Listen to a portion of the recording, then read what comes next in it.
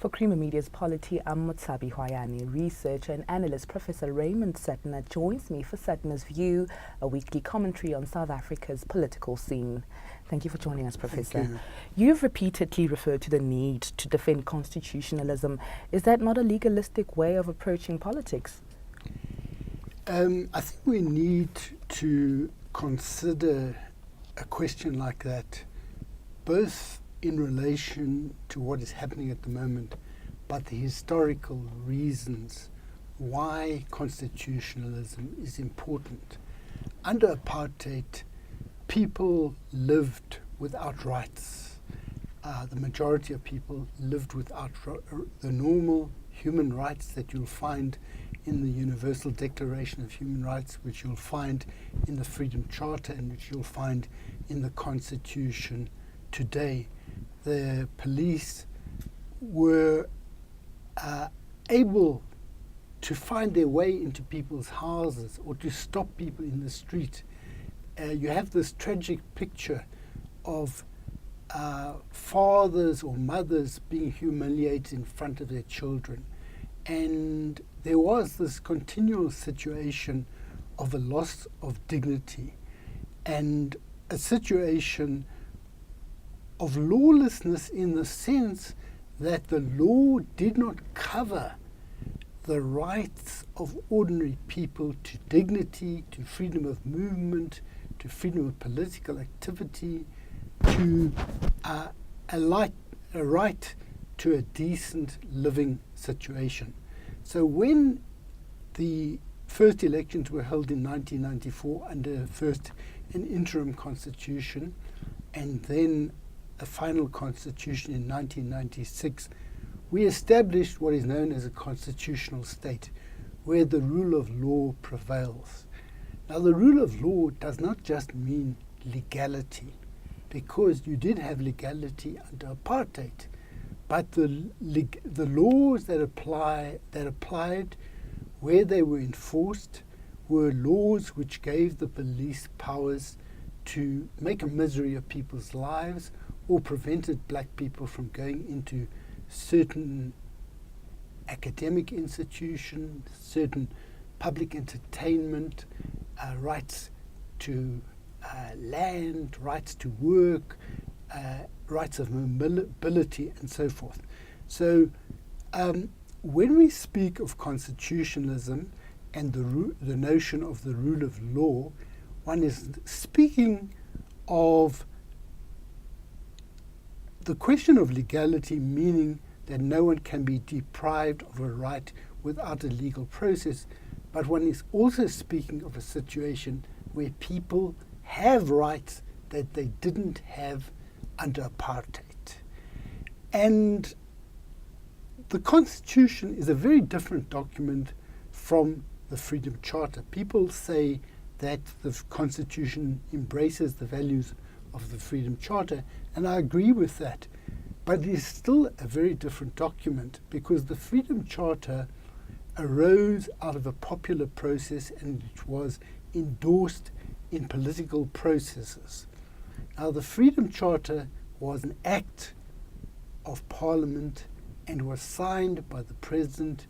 It had to be verified or approved as being constitutional by the Constitutional Court. In fact, at one stage they sent it back, so that it is, despite its content being very emancipatory and liberatory, it nevertheless is a legal document. And what it means is that for constitutionalism to thrive in South Africa, there has to be observance of the laws which provide rights which are enshrined in the Bill of Rights. And constitutionalism means that we have the freedom to do certain things, but people have a duty to create a regulatory framework that enables those rights to thrive. Now, insofar as authorities impair the capacity of anyone to exercise their rights, or where people do not carry out their duties, because the rights also go with duties. There are certain people who are in a position of trust, custodians of the Constitution.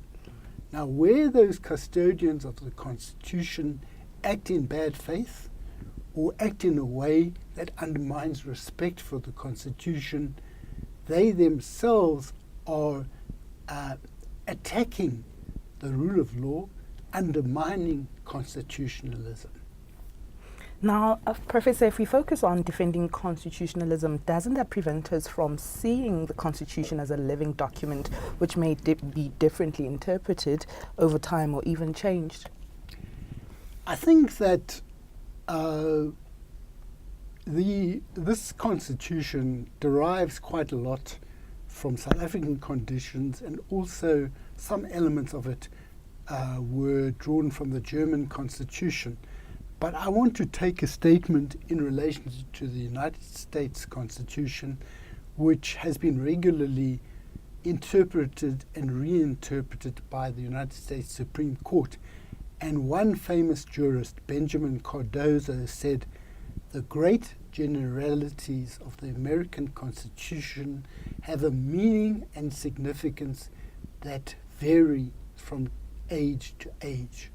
Now, that is why the American Constitution in about 1954 declared that separate facilities could still be equal, whereas the United States Supreme Court later came to a decision that separate facilities were inherently unequal, so that the interpretation may change as we know more about the world, as we understand freedom differently, because freedom is never finally won.